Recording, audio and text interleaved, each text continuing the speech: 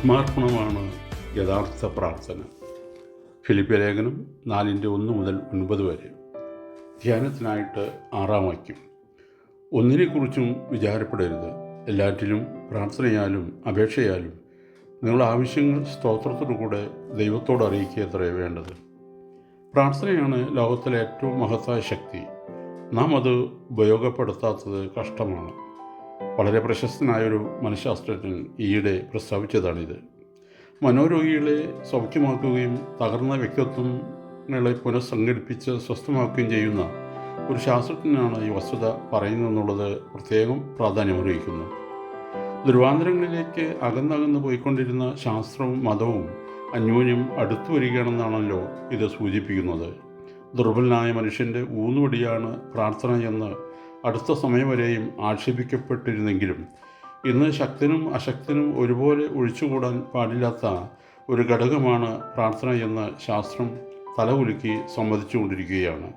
ശാസ്ത്രവും മതവും പരസ്പര പൂരകങ്ങളാണെന്നും രണ്ടിനും തനിയെ നിൽക്കാനാവില്ലെന്നും ചില ആധുനിക ചിന്തകന്മാർ സമ്മതിച്ചിട്ടുണ്ട്. വിശ്വാസത്തിൻ്റെ പ്രകടനമായ പ്രാർത്ഥന അത്ഭുതങ്ങൾ പ്രവർത്തിക്കുന്നുവെന്ന് പറയാറുണ്ട്. എന്നാൽ ചില മന്ത്രങ്ങൾ ഉരുടുന്നതോ അച്ചടിച്ച ചില പ്രാർത്ഥനകൾ കാണാതെ ചൊല്ലുന്നതോ ദൈവത്തോട് എന്തെങ്കിലും കൊഞ്ചുന്നതോ ആണ് യഥാർത്ഥ പ്രാർത്ഥന എന്ന് ധരിക്കരുത്. ഒരു ചിത്രകാരൻ്റെ മുൻപിൽ എഴുതാത്ത ക്യാൻവാസ് പോലെയോ ഒരു സംഗീത വിദ്വാൻ്റെ മുമ്പിൽ പിയാനോ എന്ന പോലെയോ നമ്മുടെ ആളത്വത്തെ പൂർണ്ണമായി സമർപ്പിക്കുന്നതാണ് യഥാർത്ഥ പ്രാർത്ഥനയെന്ന് പ്രസിദ്ധ ശാസ്ത്രജ്ഞനായ അലക്സിസ് കാറൽ പറയുന്നു. ദൈവം എന്ന മഹാചിത്രകാരനെ ഇഷ്ടമുള്ള ചിത്രം വരയ്ക്കാൻ തക്കവണ്ണം നമ്മുടെ വ്യക്തിത്വമാകുന്ന ക്യാൻവാസ് നിവർത്തി കൊടുക്കാൻ നമുക്ക് കഴിയുമോ? ആ മഹാഗായകന് ഇഷ്ടമുള്ള സംഗീതം ആലപിക്കുന്നതിന് നമ്മുടെ ആളത്തമാകുന്ന പിയാനോ സമർപ്പിക്കുവാൻ നമുക്ക് കഴിയുന്നില്ലെങ്കിൽ നമ്മുടെ പ്രാർത്ഥന വെറും ജൽപ്പനം മാത്രമായിരിക്കും. മേൽപ്പറഞ്ഞ രീതിയിലുള്ള പ്രാർത്ഥനകൾക്ക് മാത്രമേ അത്ഭുതം പ്രവർത്തിക്കുവാൻ കഴിയൂ. ദൈവത്തിൽ സ്ഥായിയായ വിശ്വാസവും ഉറപ്പുമുള്ള രോഗികൾ അത്ഭുതവണ്ണം സുഖം പ്രാപിക്കുന്നത് ഞാൻ കണ്ടിട്ടുണ്ട്. സാധാരണഗതിയിൽ രക്ഷപ്പെടാൻ സാധ്യതയില്ലെന്ന് വിചാരിക്കുന്നവരായിരിക്കും അവർ. ഒരു പ്രസിദ്ധ ബിഷപ്പിയനായ ഡോക്ടർ റോബർട്ട് സി പീൽ അനുഭവത്തിൽ നിന്ന് പറയുന്നതാണ് ഇത്. അദ്ദേഹം ഇങ്ങനെ തുടരുന്നു: ശാസ്ത്രവും മതവും തമ്മിൽ സുനിശ്ചിതവും നിയതവുമായ ബന്ധമുണ്ടെന്ന് എനിക്ക് ബോധ്യമായിരിക്കുന്നു. രോഗത്തെയും സന്തോഷമില്ലാത്ത അവസ്ഥയെയും നേരിടാൻ ദൈവം മനുഷ്യന് നൽകിയിട്ടുള്ള ആയുധങ്ങളാണ് മതവും ശാസ്ത്രവും. ഇവ രണ്ടും കൂട്ടിച്ചേർന്ന് പ്രയോഗിച്ചാൽ ഫലം അതിരറ്റതായിരിക്കും.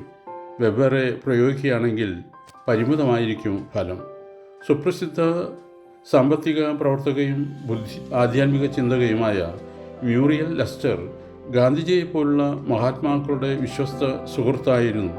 ശാരീരികമായി ദുർബലയാണെങ്കിലും അജേയമായ ആത്മീക ശക്തിയുള്ള ആ വനിത ഏതാനും വർഷം മുമ്പ് തൻ്റെ ഒരു അനുഭവ കഥ പറയുകയുണ്ടായി.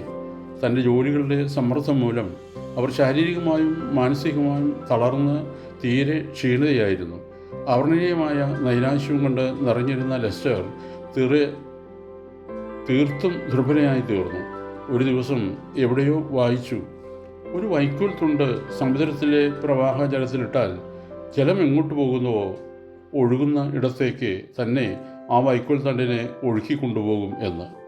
ഇത് ലെസ്റ്ററുടെ മനസ്സിൽ പതിഞ്ഞു. ഈശ്വരൻ്റെ ആത്മീയ ശക്തി പ്രവാഹത്തിൻ്റെ ഗതിക്കൊത്ത് തൻ്റെ ജീവിതം സ്വയം സമർപ്പിക്കുവാൻ അവർ തീരുമാനിച്ചു. വെറും ലളിതമായ വിശ്വാസത്തോടെ സ്വജീവിതം അവർ ദൈവത്തിന് മുമ്പിൽ സമർപ്പിച്ചു. അങ്ങനെ ദൈവത്തിൻ്റെ ശക്തി പ്രവാഹത്തിൻ്റെ ഗതിക്കൊത്ത് ഒഴുകുവാൻ തുടങ്ങിയതോടെ അദമ്യമായ ദിവ്യശക്തി അവരിലേക്ക് വ്യാപിക്കുവാൻ തുടങ്ങി. ദൈവം ശക്തിയുടെ ഒഴുക്കിൽ നിന്ന് ഉൾക്കൊണ്ട ചലനശക്തി ജീവിതത്തെ കൂടുതൽ ചലനാത്മകമാക്കി തീർത്തു. തന്നെ വലയം ചെയ്തിരുന്ന അന്ധകാരം മെല്ലെ നീങ്ങുന്നതായി അവർക്ക് അനുഭവപ്പെട്ടു. ഒപ്പം സൃഷ്ടിപരമായ പ്രവർത്തനങ്ങൾ നടത്താനുള്ള ശക്തിയും ലെസ്റ്ററിന് ലഭിച്ചു. ഇതുപോലെയുള്ള ഒരർപ്പണമാണ് യഥാർത്ഥ പ്രാർത്ഥന. ഈശ്വരശക്തിയുടെ മഹാപ്രവാഹത്തിലേക്ക് നമ്മുടെ ജീവിതം സ്വയം അർപ്പിക്കുവാൻ തയ്യാറാകുമ്പോൾ മാത്രമേ ശാരീരികവും മാനസികവും ആധ്യാത്മികവുമായ തളർച്ചയും ചൈതന്യരാഹിത്യവും ജീവിതത്തെ വലയം ചെയ്തിട്ടുള്ള ഇരുളും നീങ്ങുകയുള്ളൂ. ഓർക്കണമേ, ബാഹ്യമായ പ്രായശ്ചിത്തങ്ങൾ എടുക്കാൻ മനുഷ്യർ തയ്യാറാണ്, എന്നാൽ ആന്തരിക പരിവർത്തനത്തിന് മനസ്സില്ല അവർക്ക്. സദൃശവാക്യം 15:8. ദുഷ്ടന്മാരുടെ യാഗം യഹോവയ്ക്ക് വെറുപ്പ്, നേരുള്ളവരുടെ പ്രാർത്ഥനയോ അവനെ പ്രസാദം. ദൈവം അനുഗ്രഹിക്കട്ടെ. പ്രാർത്ഥനയോടെ കർത്തൃശുശ്രൂഷയിൽ എളിയ ദാസൻ.